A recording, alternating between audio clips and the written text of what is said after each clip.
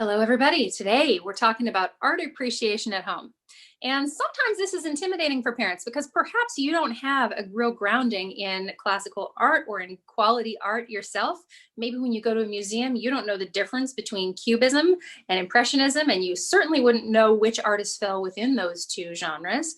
But that's okay. There are simple ways for you to learn and grow in your art appreciation together with your children at home. This is one of the absolute easiest things that you can build into your children's life, either as part of their homeschool or part of their enrichment if they've got school that they're going to. It doesn't matter. It takes almost no time, almost no effort, and it's fun. So that's the trifecta of winning. Here is the plan. You choose an artist, one artist only, and for 8 weeks, you build a gallery on your fridge or on your wall. So you can either download free graphics of their art, print them out and put them on the wall. Or what I did is you can go online and through Dover Publications or Amazon, you can buy books of postcard size reproductions of the famous artists. So you can get a whole book of Monet or Da Vinci or whoever you want. And in that will be 8 to 12 small card reproductions of some of their best work. Every week, every Monday, let's say for fun, you put a new picture on your fridge and you say to the kids, hey, this is Monet. And this is one of his paintings, and he was an impressionist. And if you don't even know that much about him, that's okay, because Uncle Google does. Pull up the Wikipedia page, just remind yourself of who this artist was, where they live, what was interesting about them, pull out a few facts your kids might be interested in, and just mention to them that this is who this person was, and this is a piece of his art.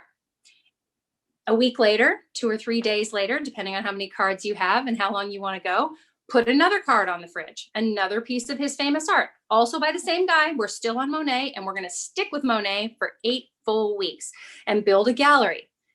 As your kids go in and out of the fridge, they're going to see the art. As they go for a cheese stick, you might say, hey, which one do you like better? What do you think is happening in that painting? Do you like his use of color? Would you like to try painting something like that? Talk to them about what you like, what you don't like, what you find interesting, what you understand, maybe what you don't understand, and begin to form relationships with this little gallery that you have going of Monet. 8 weeks, keep adding to it, keep enjoying it together as a family. On the first day of the 9th week, when the kids wake up, you will have taken all of Monet off the fridge. And in its place will be one card by, let's say, Picasso, because you want to pick somebody who's totally different.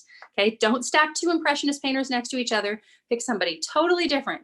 Your kids are going to come to the fridge for their cheese stick and go, whoa, what happened to Monet? And you'll say, yes, well, this is not Monet. This is Picasso. And you can feed them a few fun facts about who Picasso was, what influenced his art, what his genre was like, and then day by day, week by week, build your gallery of Picasso. At the end of that 8 weeks, make a switch to somebody totally different. Maybe this time you pick Degas or Monet or Jackson Pollock, or anybody that you want. And in this way, if you do 8 weeks at a time, you're going to get through 5 famous artists in a year, and your kids are going to really come to know their work in a really fun, really engaging, really simple way. The extension activity is that the next time you go to an art museum, you can have a scavenger hunt with your kids looking for their guys. And that's a lot of fun because then they know who they're looking for and what they're looking at. Slowly but surely, you can build their art appreciation and their art literacy. If you want to take it one step further, another thing that you can do is get a child-friendly biography of each artist, and somewhere in the middle of that 8 weeks, excuse me, somewhere in the middle of that 8 weeks, take the time to read Who Was Degas or something like that, and dive a little bit deeper into his life and his history and his culture and what influenced his art. If you do this over the 12-year long haul of your kids' education, you will be shocked by how much art they appreciate.